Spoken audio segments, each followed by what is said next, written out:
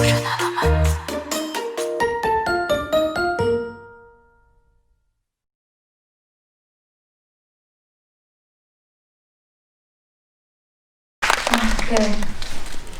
코로나 중에도 이렇게 자리를 꽉 메워주신 관객분들 감사드리고요.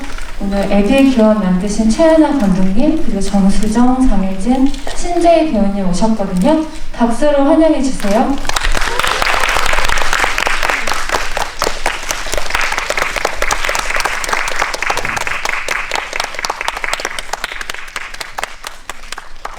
다들 자리에 착석하시고 감독님부터 저 마이크를 이용해서 관객분들께 인사 한 말씀 부탁드릴게요.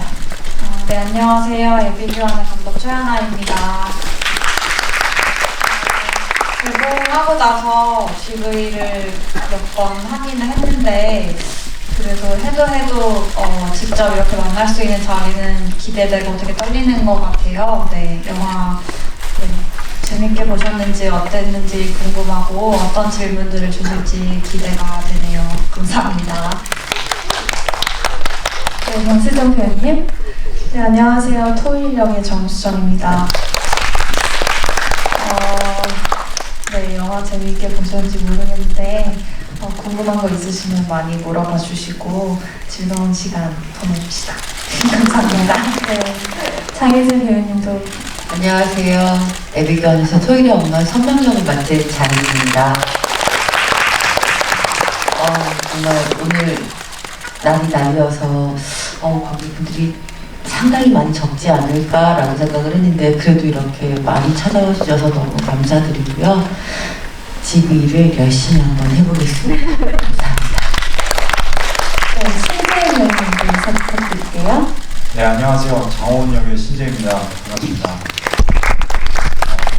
생각보다 많은 분들이 자리해 주셔서 시국도 어지럽고 날씨도 안 좋은데 정말 참석해 주셔서 감사하고요. 재미난 기회가 됐으면 좋겠습니다. 감사합니다. 네, 이렇게 인사 말씀을 들어봤는데 저희가 마스크를 끼고 있다 보니까 다들 불편하시겠지만 또 음성이 조금 불분명하게 들릴 수도 있으니까 그 점은 미리 양해 부탁드리고요. 여러분들 그 화면에 보시면 오픈 채팅방이 있잖아요. 궁금하신 점들 많을 거고 또 배우나 감독님께 그 감상이나 응원의 메시지를 주시고 싶으신 것도 많을 것 같은데 여기에 마구 남겨주시면 제가 질문하는 도중에 보고 전달하는 시간을 갖도록 하겠습니다. 저는 처음에 이 영화를 봤을 때요. 왜 감독님이 에듀에 초점을 맞췄을까? 보통 엄마에 대한 이야기를 많이 봐왔잖아요. 그런데 아빠에 초점을 맞췄다는 점이 이 이야기의 시작이 저는 궁금하더라고요. 저는 제가 여성인 주인공을 너무 당연하게 먼저 성별을 여성으로 설정을 한 후에 서먹한 그러니까 새로 생긴 부모라는 점에서 뭔가 새엄마와의 갈등보다 새아빠와의 갈등이 제가 상상하기가 조금 더 수월했던 것 같고요. 그리고 15년 동안 만난 적 없는 엄마보다 아빠를 상상하는 게 조금 더 제가 생각하는 영화의 톤에 조금 더 맞다는 생각이 들었어요. 그리고 아빠로 시작하는 이야기지만 엄마로 끝나는 이야기가 되었으면 좋겠다는 생각도 들었고, 네, 그랬고요. 가끔 저희 배우들끼리 촬영 끝나고 나서 했던 이야기 중에 속편으로 에미 규환이 어떠냐는 얘기를 한 적이 있었는데 그래서 말씀하신 것처럼 만약에 엄마를 찾아가는 이야기라면 어떨까라는 생각도 가끔 해본 적이 있는데 에미 규환이 된다면 그래서 토일이랑 토은 엄마, 토일 엄마의 선명이 어떤 경합을 벌이는 이야기가 되지 않을까 하는 생각을 해본 적은 있습니다. 네. 장혜진 배우님은 이 감독님께서 에미 규환을 찍는다 하시면 참여하실 생각이 있으신지? 일단 내년 뒤에 스케줄이 꽉 차 있어가지고 그래서 약간 거절의 메시지를 아니 그런 건 아니고 시나리오를 먼저 보내주면 읽어보고 검토해보니 하겠다. 지금 제가 홀몸이 아니라 선택했다가 홀몸이라는 거 입대된 얘기 아니라 회사가 있어서 진짜 선정할 수 있는 상황이 아니더라고요. 사실 애기가 저희가 놀면서 많이 했던 이야기라 이게 무역극으로 나올 예정이어가지고 적극적으로 참여하겠다라고 의견밖에 없었습니다. 근데 무협극이라는 말을 듣고 생각해보니까 너무 잘 붙는 것 같아요. 그죠? 네. 에미변인데 무협극이라서 저희가 너무 좋다고. 너무 활극이 될 것 같은 느낌이 드는데 지금 관객분들 중에 보니까 질문이 N차를 하신 분들이 많은 것 같아요.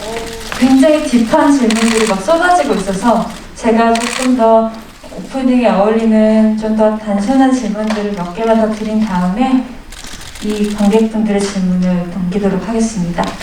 저는 이 토일이가 5개년 계획 프레젠테이션을 하는 장면이 되게 재미있었는데 제 주변에 친구 중에 진짜로 그렇게 살아가는 아이가 있었어요.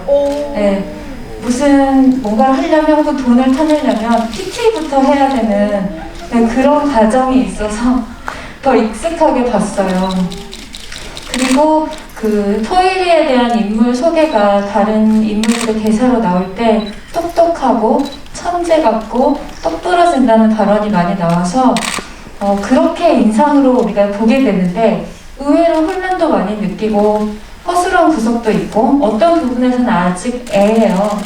이런 입체적인 인물인데 처음에 정수정 배우님은 토일이라는 인물을 받았을 때 그리고 이 아이를 연구해가면서 어떤 사람이구나 라고 느끼셨는지 궁금해요.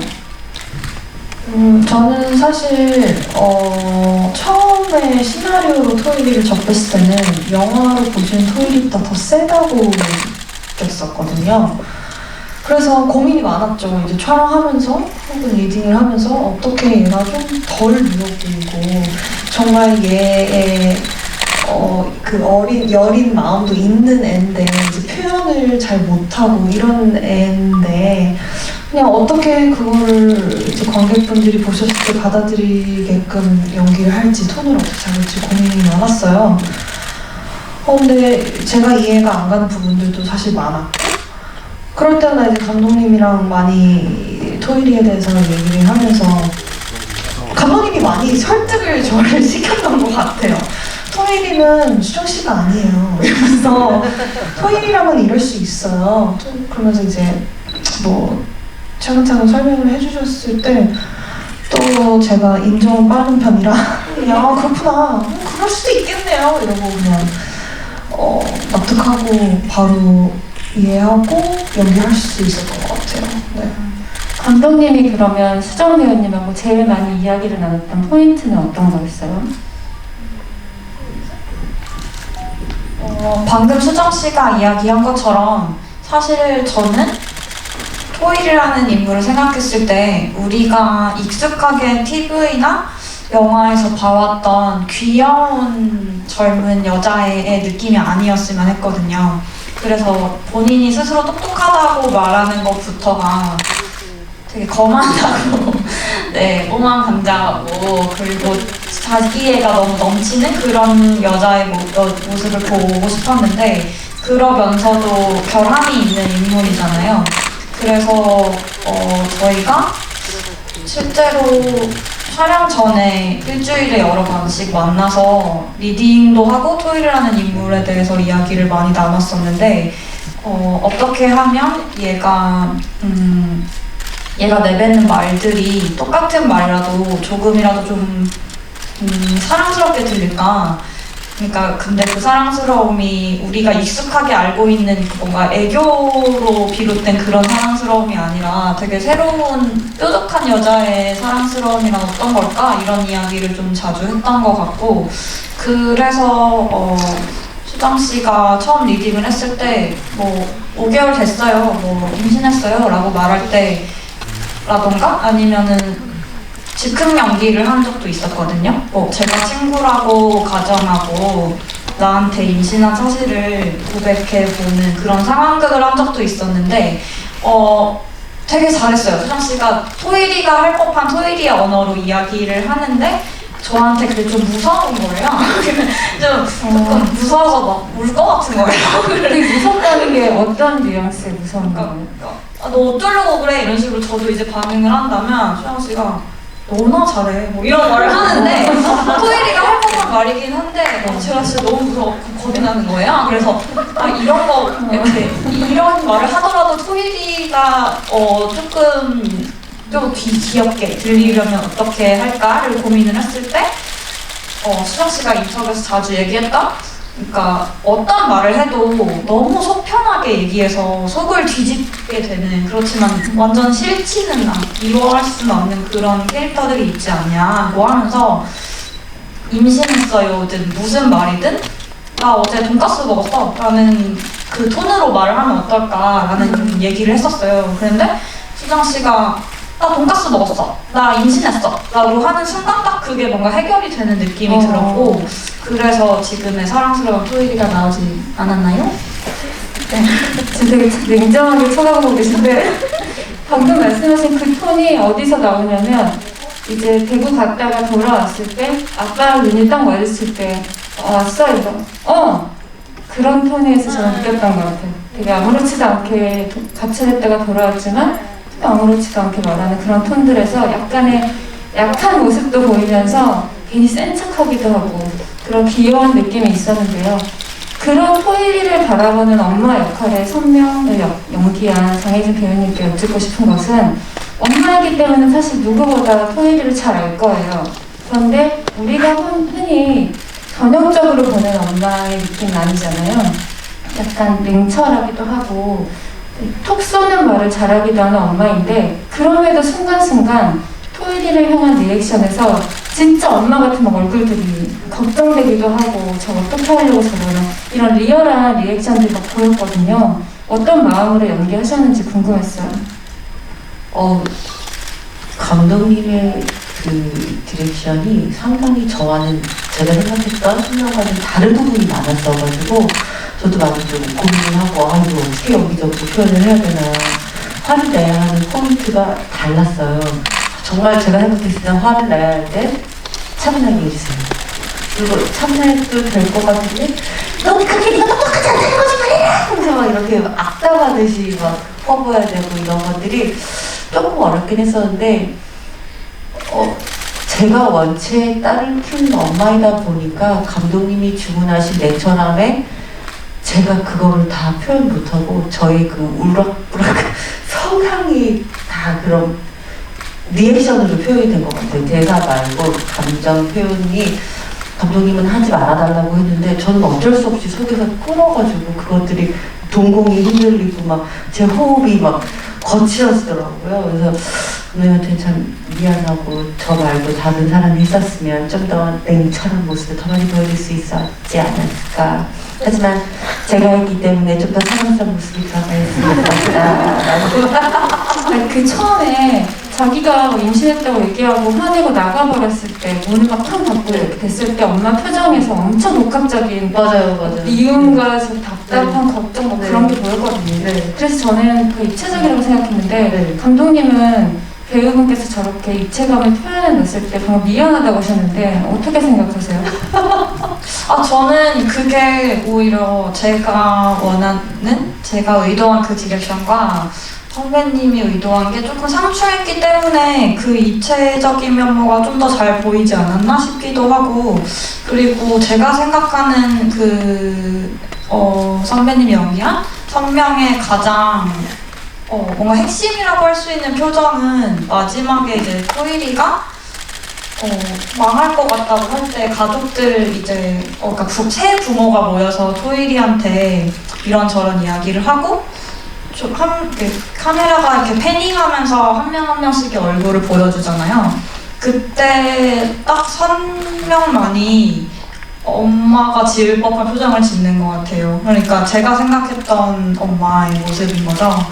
그러니까 우리 토일이 뭐든 할 수 있어, 사랑해, 이런 표정이 아니라 그냥 마음 똑바로 먹어, 그냥 이런, 그러니까 정신 차려, 이런 눈빛을 되게 단호하게 보여줄 때 저게 내가 보여주고 싶었던 엄마의 모습인 것 같고 내 주위에 있는 엄마들의 모습인 것 같다는 생각을 그때 했었어요.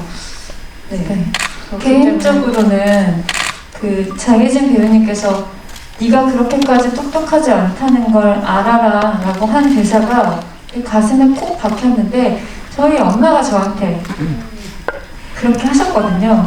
상당히 익숙한 가정상이었어요. 아니요, 네. 항상 하시던 말씀. 수정 배우님은 그런 말 들어본 적 없어요, 엄마한테? 그런 별의 가정이 아니군요. 제가 토일이처럼 행동을 좀 안 하는 타입이라 아, 것 같아요. 수정 씨가 저한테 들려준 일화 중에 수정 씨는 어머니한테 그런 말 들어본 적 없어요? 근데 자기는 천사였다고. 그게 엄마가 나를 에인절이라고 불러. 이거는 제가 한 말이에요. 그냥 우리 엄마가 나한테 한 말인데 어떡해. 이제 엄마가 딸한테 천사 같다고 했는데 뭐 어떻게 그쵸? 네, 그럼요. 그런 걸로. 네. 저 신재희 배우님 처음에 이 영화로 이제 스크린 데뷔를 하셨잖아요. 그리고 네. 좀 아직은 신인이시니까 근데 너무나 쟁쟁한 선배님들 사이에서 연기를 하는 게 긴장이 돼서 네. 현장에서 무릎을 꿇고 있었다고요. 그 무릎을 꿇고 계신 거예요, 그냥? 제가 이제 장인어른 부모님께 이제 인사를 드리는 이제 토일이가 PPT를 처음 발표하는 그 씬을 찍을 때, 그러니까 뭐 제 딴에서는 또 이제 집중해야지 하면서 이렇게 있었는데 이제 저는 그게 이제 컷해도 그냥 계속 그러고 있었죠. 네, 그래서 이제 뭐 동문 선배님도 뭐 그러다 못 일어난다 뭐 이러면서 걱정을 하셨는데. 근데 오히려 그 씬에서는 그 적절한 긴장감이 도움이 많이 됐던 것 같아요. 근데 또 다른 씬에서 또 가족들과 어우러질 때는 또 선배님들이 너무 잘 풀어주셔서 네, 생각보다 너무 이렇게 장난기도 많으시고 너무 애정이 많으신 분들이라 촬영 점점 하면서 저도 많이 편해지고 되게 즐겁게 촬영을 했었습니다. 네. 이 영화에서의 대사에 따르면 호은이는 이런 골격이 드물다. 네, 골격이 드문 남성으로 나와요. 뭐 거기에 대해서 어떻게 생각하셨어요? 사실은 이제 골격이 드문 그 친구가 되려고 노력을 많이 했는데 이 단기간에 골격이 드물어지지 않더라고요. 그래서 네, 그래서 좀 그냥 저는 아쉽지만 네, 그래도 제 그냥 덩치가 큰 편이라 어떻게 해당이 되지 않았나 그렇게 생각합니다. 그래서 감독님께서 원래 그런 상을 만들어 놓고 대사를 쓰셨는지 배우분을 캐스팅한 다음에 쓰셨는지 궁금하더라고요. 골격은 네 아주 처음부터 있었고 호은 역을 캐스팅할 때 모두가 염두했던 포인트이기도 한데요. 호은 역할이 캐스팅이 제일 힘들었는데 재휘 씨가 거의 마지막에 네, 구원처럼 나타난 인물이었어요. 근데 실제로 골격이 나쁘지 않고 그리고 무엇보다 성품이 더 중요했던 것 같아요. 연기에서도 보여지고 평소에 말을 할 때도 보여지는 어떤 성품이 호은이의 기질이 되게 잘 느껴졌어요. 이 사람이 타고난 호은이라는 생각이 들어서 그래서 네 망설임 없이 캐스팅을 할 수 있었습니다. 타고난 호은이라는 그 호은이는 착하고 맹하고 이용할 수만 없는 구석이 있는 인물인데 어떻게 생각하세요? 본인 스스로에게도 그런 면이 있는지. 그러니까 이 친구는 사실 서툰 거잖아요. 되게 매사에 너무 최선을 다해서 그 방법이 조금은 서툴기 때문에 그것이 좀 귀여워 보이고 맹해 보이는 건데, 근데 뭐 누구나 다 뭐 어릴 때 뭐 누군가를 좋아할 때의 모습이 그러지 않았나. 네. 그래서 그 부분에서 참 호은이가 공감이 많이 됐던 것 같아요. 그런 어떤 표현의 방법들도 그런 서툼이 저도 이렇게 막 세련된 스타일이 아니어서 그런지 얘가 하는 이제 표현이나 말들이 많이 공감이 됐어서 그래서 감독님 디렉션도 좀 더 쉽게 이해가 됐던 부분이 많았습니다. 네. 지금 관객분들이 써주신 메시지를 좀 보고 싶은데 용맹한 김토윤님께서 수정 씨가 안 귀엽기 쉽지 않지요라고 이렇게 써주셨고, 그리고 저도 영화에서 인상적으로 봤던 장소인데 장면이기도 한데요. 피크닉님께서 영화 잘 봤습니다. 후반에 배드민턴 네트를 기준으로 토일이가 선을 먼저 긋고 그 다음에 부모님과 호은이가 차근차근 넘어오게 되는데 이 구도를 의미하신 바가 있을까요? 라고 질문을 해주셨는데요. 처음에 호은이랑 토일이가 배드민턴을 치고 있을 때, 아빠를 만나러 가기 전에 그 셔틀콕이 선 밖으로 딱 넘어가는 그 컷을 분명하게 또 보여주신 그 컷이 있고요. 그리고 이건 후반부 얘기였잖아요. 거기서 여기로 넘어오지 마라고 한 다음에 나중에 엄마가 우리 넘어간다? 넘어가도 되지? 라고 물어보는 순간이 이 영화의 전 전환점이라고 생각했어요. 감독님한테 좀 여쭙고 싶어요. 그렇게 봐주신 의도가 맞지만 그걸 먼저 의도하고 배드민턴장이라는 장소를 떠올리지는 않았던 것 같고요. 저는 시나리오 쓸 때 어떻게 앞으로 뭘 더 해야 되지? 라는 생각이 들고 막막할 때 그냥 걸어보거든요. 그냥 이렇게 어딜 돌아다니고 그러는데 그러다가 마주쳤던 곳이 그 동네에 되게 소박한 배드민턴장이었고 그 배드민턴장의 그 소소하고 귀여운 그 느낌이 이 영화랑 좀 잘 맞는다는 생각이 들어서 토일이랑 호은이가 배드민턴을 친다. 그리고 호은이가 배드민턴 동호회 회원이다. 라는 설정을 떠올렸고 그러다가 시나리오를 발전시킬 때 이 영화의 제목에 걸맞는 진짜 아비규환이 일어나는 어떤 씬이 필요하다. 그런데 그때 배드민턴장이 또 자연스럽게 다시 떠올랐던 것 같아요.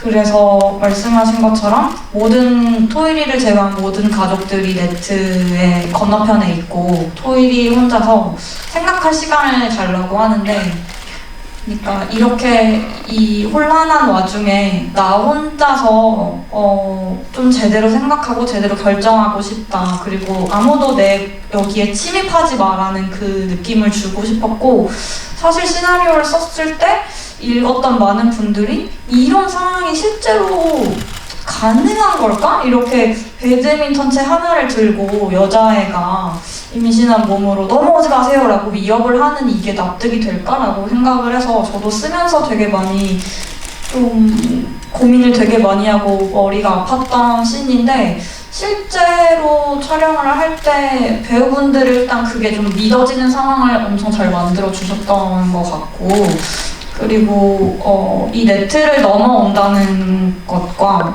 그러니까 토일이의 마음으로 들어오는 그것과 마지막에 또 호은이랑 그 중요한 대화를 끝내고 나서 배드민턴 채를 바닥에 툭 던지거든요. 그게 이제 딱 토일이가 마음을 먹었다? 두려움이 딱 사라지면서 그 전에 가족 회의에서 엄마와 두 아빠한테 들었던 말 때문에 그 얻은 용기로 이 상황이 딱 정리가 되는 순간이라고 생각을 했었어요. 사실 이 영화의 톤에서 이 배드민턴 채라는 게 굉장히 겉으로는 무해해 보이지만 사실 정서적으로는 어떤 흉기 같은 거죠. 네. 칼을 들고 다가오지는 않은 감정으로 많이 다가왔던 것 같고요. 관객분들이 배드민턴에 대한 질문을 많이 하셨는데 어느 정도 해소됐을 거라고 생각합니다. 이응님께서 토일이의 대학 전공은 무엇일까요?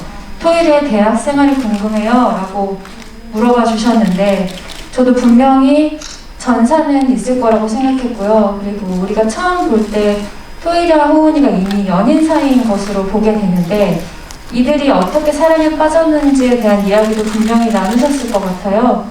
그래서 정수정 배우님에게 토일이에 대해서 조금 더 배경을 듣는다면 이거는 근데 감독님이 더 대답을 잘 해주실 것 같아요. 그래요? 네, 감독님께서 네, 충분히 이야기를 나눴지만 1년이 지나서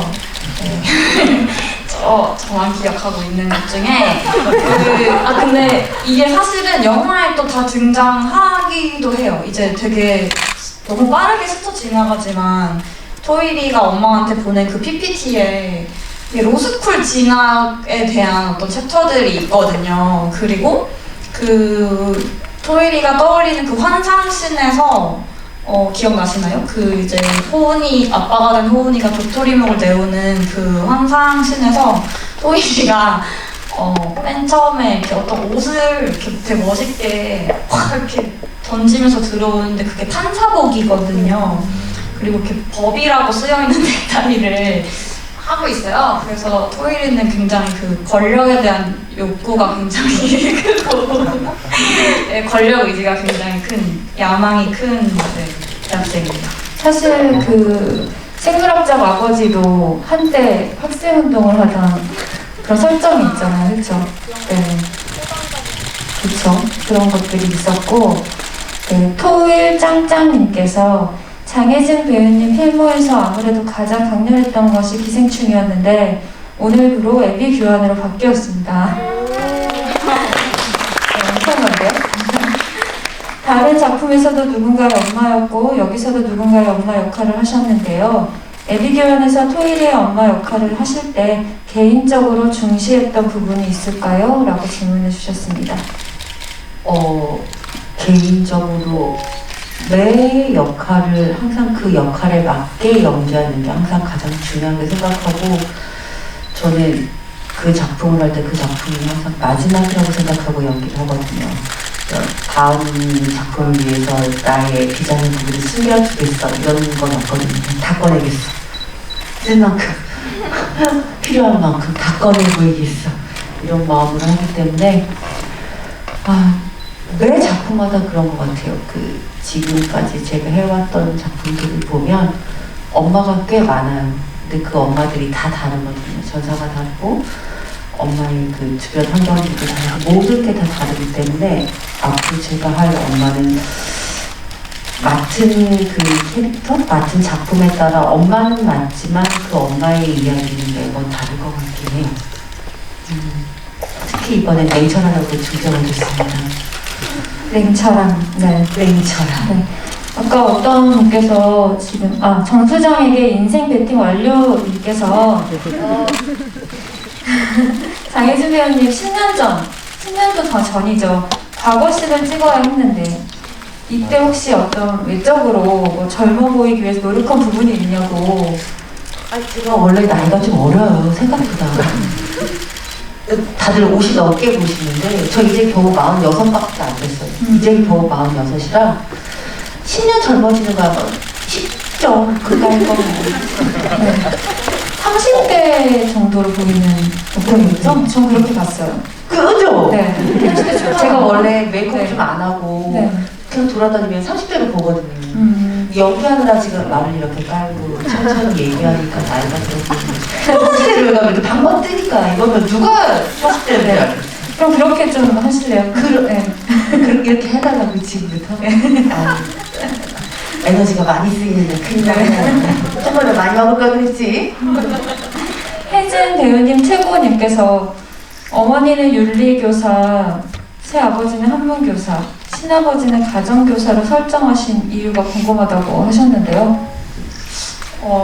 일단 아빠는 토일이가 일단 정서적으로 거리감을 느끼는 사람인데 훈장님 같은 이미지가 있으면 다가가기가 조금 더 어려울 것 같아서 한문 교사로 설정을 했고 그러고 나서 이제 사자성어를 쓴다는 설정까지 따라 붙게 됐고요.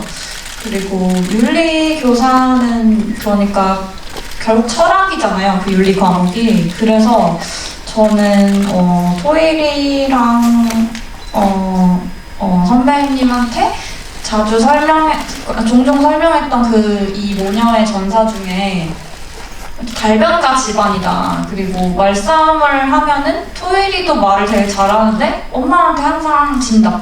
그러니까 논리로 이길 수가 없고 토일이는 항상 이성보다 감정이 더 먼저 나가기 때문에 결국에 되게 긴 말싸움 끝에 토일이가 승질을 부리고 그 고스 토일 때처럼 방으로 들어가 버린다. 이런 이야기를 한 적이 있었거든요. 그래서 뭔가 논리와 철학에 되게 능한 사람 그런 엄마를 떠올렸던 것 같아요. 그리고 친아빠가 기술가정인 거는 가정을 버린 사람인데 과목이 가정이라는 게 좀 아이러니컬하지 않나 싶어서 네 그렇게 한 것도 있었고 그리고 다른 선생님들도 다 이제 기술가정 선생님들인데 그러니까 저는 남자 선생님들이 그 실제 기술가정 교과목을 가르치실 때 주로 기술에 치중하셨거든요. 제 학창 시절 때. 근데 조금 가정 과목에 열심히인 사람들을 좀 보고 싶었던 것 같아요. 그래서 그 세 번째 새 선생님도 이제 바느질을 알려주고 있잖아요, 친구들한테. 네, 그런 이유도 있었습니다. 네. 네. 오늘 일요일이한 님께서 그 토일이가 고스물에 빠진 이유가 뭘까요? 라고 물어봐 주셨는데, 아까 다른 분께서는 정수정 배우님에게 고스물, 고스 스타일 분장과 5개월 차 임산부의 분장 중에 어떤 것이 더 힘들었는지 여쭤보신 분도 있었어요. 수준도 힘든가? 저는 힘든 게 별로 없었는데 고스토일은 분장이 재밌었고요. 임산부 토일이는 이게 그냥 조금 맨날 차고 있어야 되니까 여름에 촬영하기에 조금 무겁기도 하고 허리도 아프고 땀이 막 차더라고요. 네. 그런 것들이 있었는데 그거 외적으로는 뭐가 없었고, 그리고 고스 그냥 뭔가 그냥 반항의 마인드로 그렇게 빠진 거라고 저는 생각했어요. 그렇게 특별한 이유가 있나요? 분노가 많은 사람이니까 다른 것보다도 그럴 것 같았고, 고스토일 분장은 실제로 힘들었어요. 저희는 힘들었던 게, 그러니까 수정 씨가 고스토일 분장을 하면은 자꾸 그 레드라이트 때 FX가 되는 거예요. 네. 너무 멋있는 거죠. 네. 웃겨야 되는데. 그래서 뭘 해도 멋있네? 이런 웃기기 생각이 힘들 것 같아요. 네, 그래서 네. 더 막 이렇게 눈도 번지게 하고 입술도 더 까맣게 칠하고 그렇게 노력했던 기억이 나요. 저는 이 영화에서 이 영화를 두 번을 볼 때 느낀 거는, 두 번째 볼 때 느낀 건, 처음에는 토일의 감정으로 그 혼란감을 따라가려고 했다면, 두 번째 볼 때는 이제 아빠들이나 엄마들의 감정이 더 많이 보였어요. 근데 특히 지금의 아버지가 저 사이에서 느끼고 있을 소외감이나 고립감, 쓸쓸함 같은 것들이 있었는데, 그걸 감독님이 되게 보듬고 있다는 느낌을 받았어요. 토일이가 사자성어로 아버지와 대화를 나누잖아요.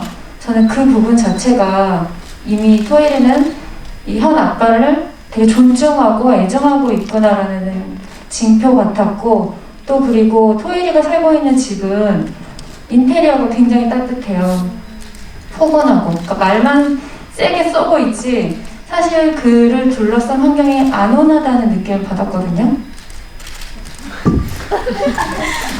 네, 말씀해 주신 게 맞는 것 같아요. 토일이네 집은 정말 평범한 중산층 가정처럼 보이게 하려는 거?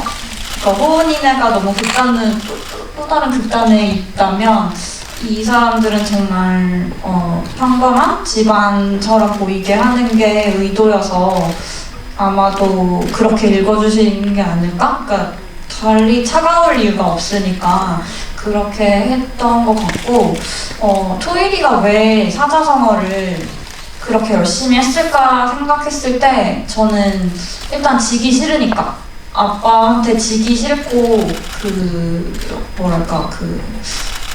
호승심이라고 하나요? 그러니까 무조건 이겨야 하는 성격이라서 지기 싫어서 사자성어를 그렇게 열심히 공부했다고 생각하는데, 사실은 그게 미운 마음이라도 결국 아빠한테 무관심하지가 않은 거잖아요. 그런 의미에서 말씀해 주신 것처럼 아빠를 신경 쓰니까 그만큼 또 사자성어에 열정을 쏟는 거였겠죠? 노력을 쏟은 거였을 것 같아요. 그래서 되게 접대하고 있지만 사실은 엄마는 쓰지 않는 사자성어를 토일이는 쓰고 있으니까, 그게 나중에 결국 또 이 둘만의 유대처럼 보이는 것도 저는 좋았던 것 같아요. 네. 토일아 잘했어 님께서, 토일이가 무서운 것보다 궁금하게 크다고 했는데 정수정 씨는 어떤 게 큰가요? 만약 토일이와 다르다면 토일이의 어떤 성격이 매력적으로 느껴졌는지 궁금합니다. 일단 토일이는 자기 자신을 굉장히 믿고 경솔하고 책임감 있게 행동을 하려고 하는 게 일단 저도 시나리오 읽으면서 매력적으로 느껴졌고 좀 공감도 갖고, 그런 부분들이 제가 토이리를 선택하게 된 이유 중에 하나고, 근데 토이리의 그런 좀 극단적인 면들은 저도 좀 이해하기가 쉽지는 않았거든요. 그래서 저도 저와 비슷하면서도 좀 다른 토이리를 연기하면서 굉장히 재밌었고, 네.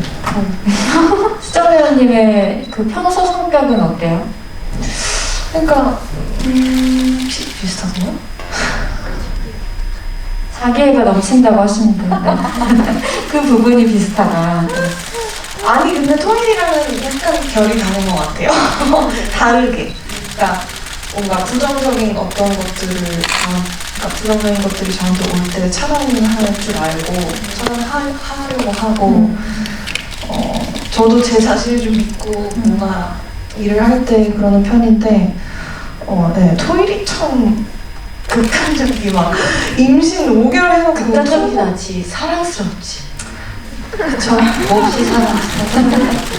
쌀판을 드시는. 네. 근데 저라면 상상 못할 일? 그리고 내 딸이 그랬다면 화났을 것 같아, 솔직히.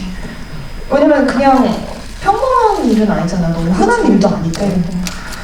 근데 이제 연기하다 보니 토이를 진짜 이해하게 됐고, 토이가 부럽기도 하고, 토이처럼 살아보고 싶다는 생각도 했었고, 내가 그러지 못하니까. 그런 생각했던 것 같아요. 그렇죠. 사실 배우들이 다 자기가 이해가 될 만한 인물만 연기하는 건 아니니까 그런 식으로 타인도 이해해보고 다른 삶도 살아보고 하면서 카타르시스도 느끼는 거니까요. 그 말리님께서 호은을 연기할 때 어려웠거나 혹은 가장 공감되었던 부분을 여쭤보셨는데요. 제 생각에는 저도 들었던 의문은 그 호은이네 집은 약간 탈한국적이잖아요. 급진적으로 보일 정도로 네. 그런 가정에서 한국에서 자라나는 아이라면 부모가 너무 쿨하기 때문에 스스로를 보호하거나 오히려 보수적으로 갈 수도 있고 그런 자기 방어가 있을 것 같다는 생각이 전 들었거든요. 호은이는 어떻게 살아왔을 거고 어떤 방식을 가진 애라고 생각하셨는지 궁금하더라고요.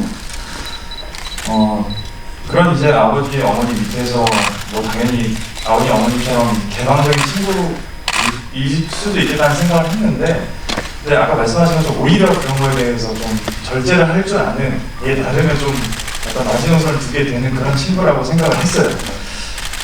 그리고 좀 되게 솔직하고 그냥 순수한 친구라고 처음에 접근을 했고요.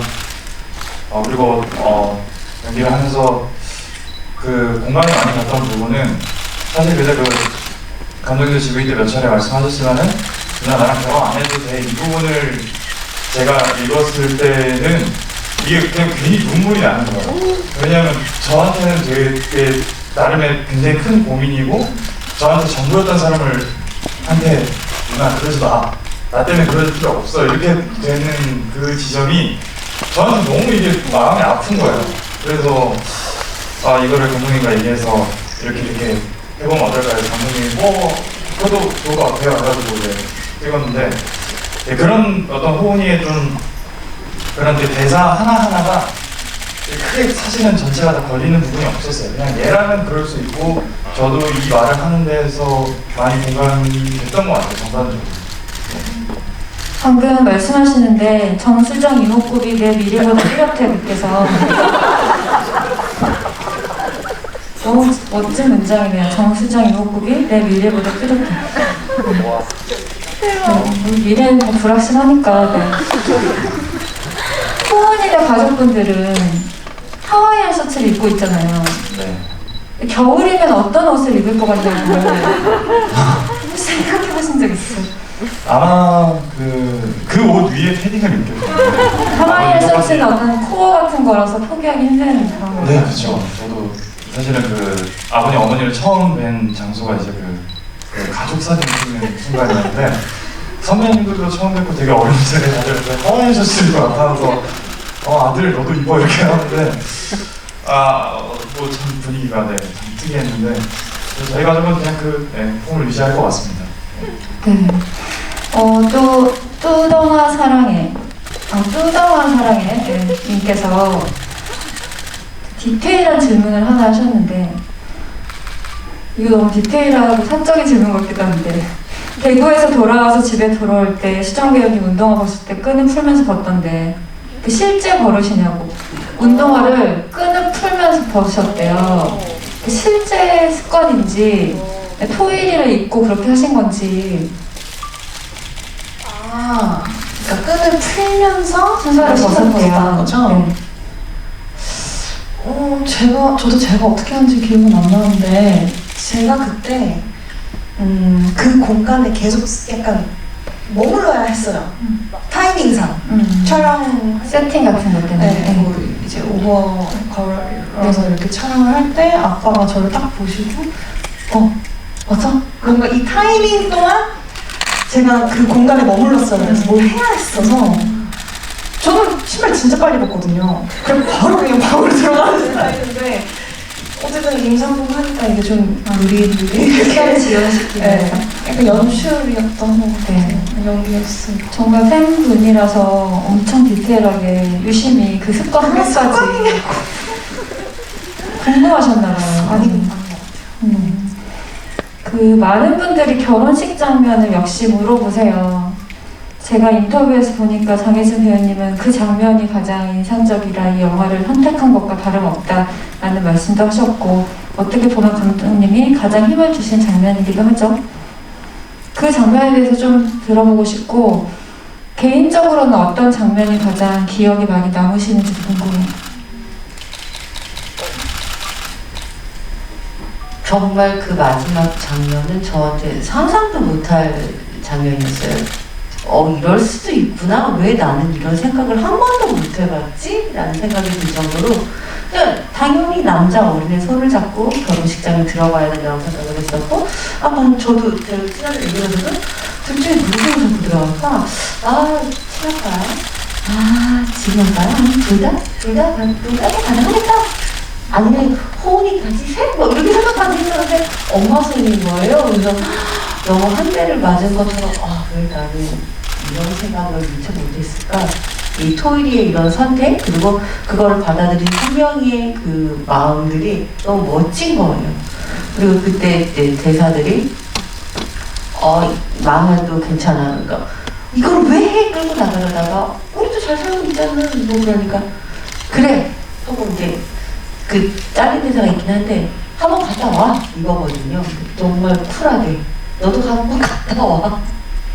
그게 지금 대사가 편집돼서 없어졌는데 그 말을 하는 선명이의 마음이 너무 멋진 거예요. 안 돼! 하고 무조건 말리는 게 아니라 그래, 사람은 누구나 실수할 수 있어, 실패할 수 있어. 하지만 다시 일어서는 게 더 중요한 거야. 실수를 다시 되돌리려고 하고 내가 그 실패했던 걸 넘어선 그 다음 삶을 사는 게 중요한 거야 라는 메시지가 들어있는 것 같더라고요. 그래서 그거 촬영할 때 저희가 제일 마지막 날 촬영이 이제 결혼식이었고 등장했던 많은 분들이 다 나오시기도 했었지만 정말 결혼식 같이 왁작지껄하고 뭔가 잔치 분위기도 났었고 수정 배우가 그때 떡을 또 가져오셔가지고 아주 맛있는 떡을 먹으면서 정말 잔치 같은 촬영이었죠. 촬영 마지막 날이어서 떡을 가지고 오신 거예요? 네. 따뜻한 사람. 네. 이제 시간이 거의 다 끝나가지고 여러분들 질문 다 소화하지 못한 점 죄송하게 생각드리고 그래서 마지막 질문을 드리고 싶은데요. 제가 제일 좋아하는 장면은 그 마지막에 모든 소동이 끝나고 지금 현재 아빠와 엄마와 딸이 결혼식을 연습해보는 근데 그게 줌 아웃 되는 장면이잖아요. 서서히 화면이 넓어지는데 그 씬의 출발은 아버지. 저는 거기에서 그 감독님이 그 현재 아버지한테 느끼는 감정이 드러난다고 생각했거든요. 그래서 세 사람이 너무나 평온해 보이는 따뜻한 씬이었는데 저 세 사람이 좌충우돌하면서 서로 부닥치기도 했지만 저런 모습으로 살아왔겠구나라고 역사가 보이는 장면이었어요. 그래서 그 모든 것들을 다 감싸 안아주는 장면이라고 생각을 했고 결국 감독님이 보여주고 싶었던 것도 가족의 다양한 모습이었던 것 같아요. 토일이는 정상적인 가족 상이 있을 거라고 생각해버렸잖아요. 영화 초반에. 그리고 엄마도 토일이의 이런 돌발적인 행동을 통해서 자기 자신이나 삶의 결정들을 돌아보고 엄마 역시 성장한 이야기라고 생각하거든요. 그래서 이 영화를 하시고 어떤 가족상?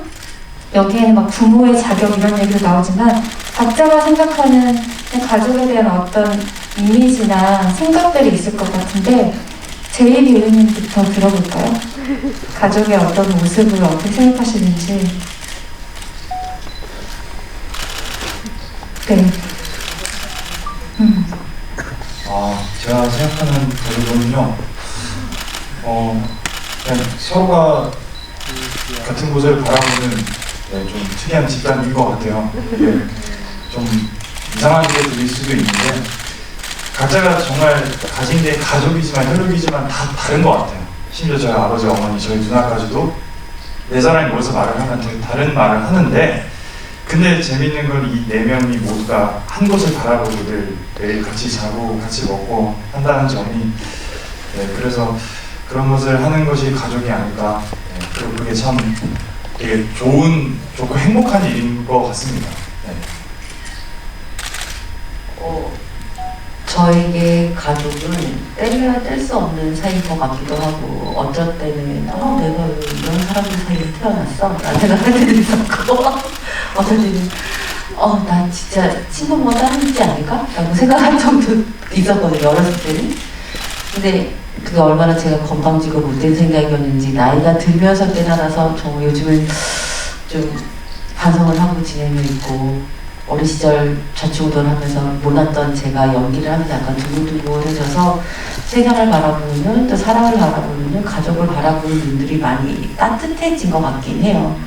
그래서 가족이 저한테 주는 의미가 상당히 크거든요. 그래서 가족 이야기를 많이 연기를 하게 되는 것 같기도 하고 멀어지고 싶지만 멀어질 수 없고 가까워지고 싶지만 또 그렇게 또 가깝지는 않더라고요. 되게 아직도 무궁무진한 많은 이야기가 나올 것 같아요. 가족 이야기는 끊임없이 제 속에서도. 그래서 가족은 이런 거야 라고 단정을 짓기가 참 모호하고 계속 다른 모습인 거죠. 사실 제가 지금 아이 둘을 키우고 있지만 이 아이들이 커서 결혼해서 장성해서 나가면 저희 집에 남편하고 저만 있을 텐데 그 사이에 남편이나 저 둘 중에 하나 죽어버리면 또 그것도 어쩌면 모르죠. 그런 모든 것들이 제가 어떻게 확정지을 수 없지만 지금 이 순간 같이 있다는 것만으로도 충분히 의미가 있다라고 생각이 들어요. 집에 가시는구나. 버스 한번 보시죠. 옆에 있었구나. 있어줘서 고맙구나. 이렇게. 근데 갑자기 궁금한 게, 혜진 배우님은 가족하면은 본인의 가족이 먼저 떠오르셨어요? 네. 그쵸? 네. 제이 배우님은 부모님이 당연히 떠오르실 수밖에 없죠. 가족이 아직 스스로 만든 가족이 없으니까. 그러니까 그 차이도 저는 좀 재밌더라고요. 네. 결혼을 하신 분들 중에서도 자기 부모님을 떠올리시는 분들도 있거든요. 그래요. 제가 좀 약간 그랬네요. 그게 아니라 그냥 궁금했어요. 그 부분이. 네. 제 바운더리엔 지금 내가 만든 네네네. 네. 시영 배우님은요? 저도 혜진 선배님이랑 좀 비슷한 생각을 하는데 저도 가족이 너무 큰 저의 한 부분이고 정말 뗄 수 없고 너무 소중하지만 진짜 모든 가족이 너무 다르더라고요. 그러니까 제 주변에 있는 제일 친한 친구의 가족들만 봐도 너무 다 다른 성향의 가족들이어서 항상 서로 신기해하거든요. 그러니까 결코 이 토일이네 가족이 비정상인 것도 아니고 제 생각에는 모든 집안이 다 비정상일 것 같거든요. 그러니까 정상이 없다고 생각해요. 네. 그러니까 다 하나씩 흠이 있고 그걸 사람들이 모르는 것 뿐이지. 그렇기 때문에 그냥 가족은 그냥 가족이죠 뭐. 그렇지 않나요? 네, 가족은 맞아요. 가족이죠. 네, 저도 너무 화목한 가족 얘기를 들으면 되게 순간 막 두려워질 때가 있어요. 우리 가족만 이상한가 하고. 네. 근데 결국 이 질문이 감독님이 이 작품을 만드시는 의도가 맞닿아 있을 것 같아요. 네, 그러니까 가족 영화를 제가 원래 좋아하고 사실 왜 가족 이야기를 첫 영화로 선택했냐는 질문을 정말 많이 받아서 저도 그 화두를 계속 생각을 했던 것 같은데 저는 사실 뭔가 우리 가족에 관한 이야기보다 그냥 도대체 가족이 뭐냐, 뭐가 가족을 만드는 거냐라는 그 문제가 그러니까 제가 살면서 뭔가 천착해온 문제인 것 같기도 했어요. 그래서 이 다양한 가족의 형태를 이 영화에서 보여주고 싶기도 했었고 제가 되게 좋아하는 그 한국 영화 중에 정윤철 감독님의 좋지 아니한가가 있는데 제가 가장 좋아하는 가족 영화 중에 하나거든요. 근데 거기에 이제 이렇게 지구가 있고 달이 위성으로 있잖아요.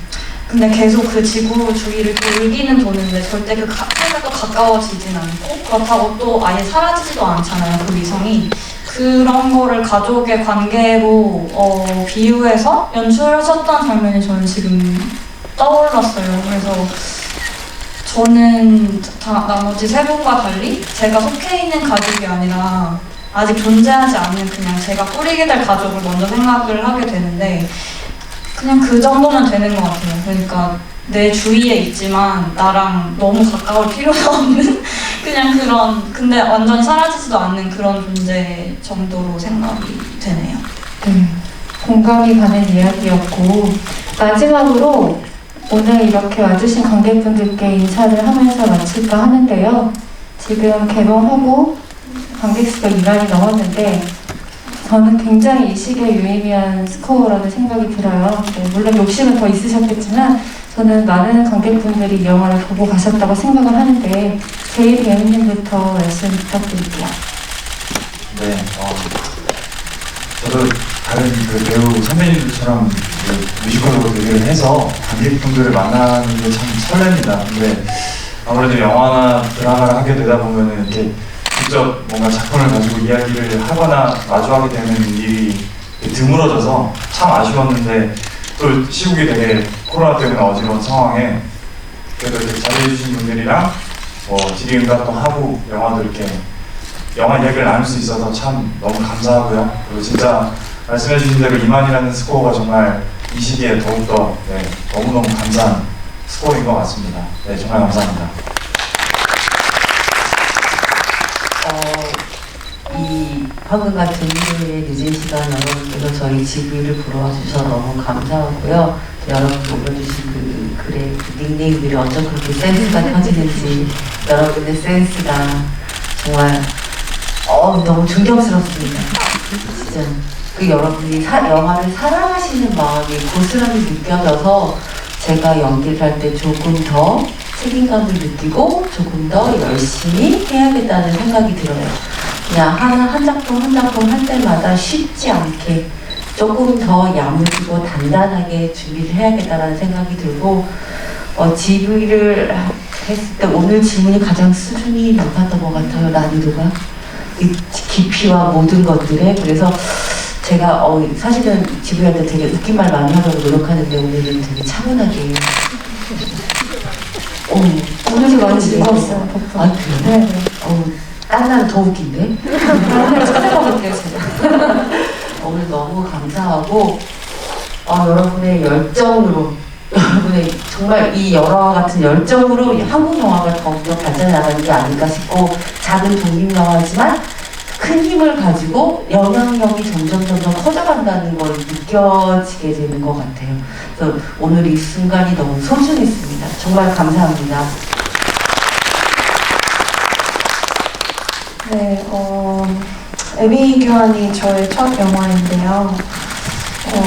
이 영화를 통해서 GV라는 것도 경험해보고 저는 이제 이런 경험이 없었으니까 굉장히 처음에는 긴장도 많이 되고 어떤 질문을 하시고 어떤 대답을 내가 해야 할까 고민도 많이 했었는데 되게 편하게 오늘 한 것 같고 또 재밌는 질문들이 많이 있었어서 정말 네, 질문 창의적이게 해주셔서 감사드리고 네, 저는 정말 너무 진심으로 감사한다는 말씀을 제가 드리고 싶은 것 같아요. 감사합니다. 아까 기자님이 말씀하신 그 결혼식 전에 3명의 가족이 애행 연습을 하는 장면이 저도 사실 이 영화에서 제일 좋아하는 장면이거든요. 근데 그게 왜 그러냐면 원래는 그 씬이 제가 쓴 시나리오에 없었는데 저희 프로듀서인 김세훈 PD님이 태호가 너무 불쌍하다고 한번 연습으로라도 잡아주면 안 되냐고 연습으로라도 한번 걸어보면 안 되냐고 했는데 어떤 사람들은 왜 뭐가 불쌍해 뭐 이랬지만 그 씬을 상상을 해보니까 이 영화에 이 태호와 선명과 토일 세 가족이 화목한 모습을 보여주는 씬이 하나도 없는 거예요. 근데 그래서 여행 연습을 한다는 그 발상에서 시작해서 이제 그 씬을 쓰게 된 거죠.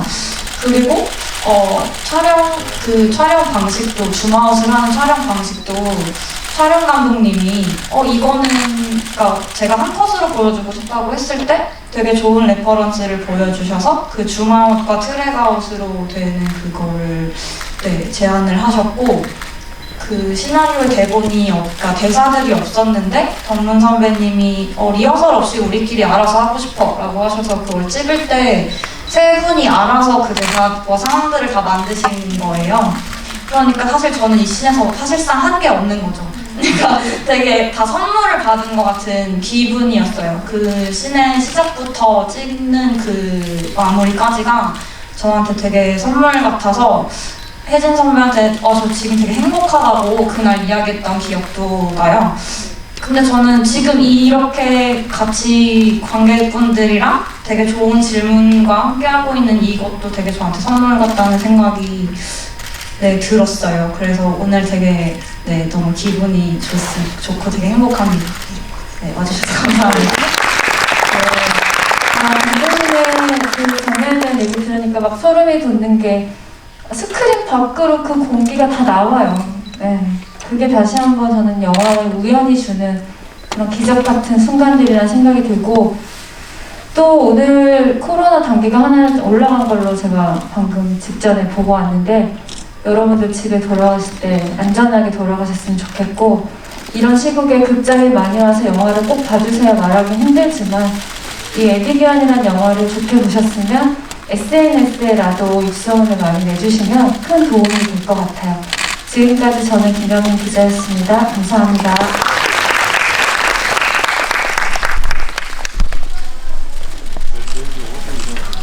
일단 잠시만 양해 좀 부탁드릴게요.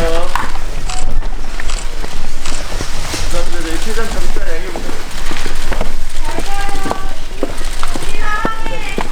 퇴장 잠시만 양해 좀 부탁드릴게요. 저희 뭐 준비하고 있어가지고.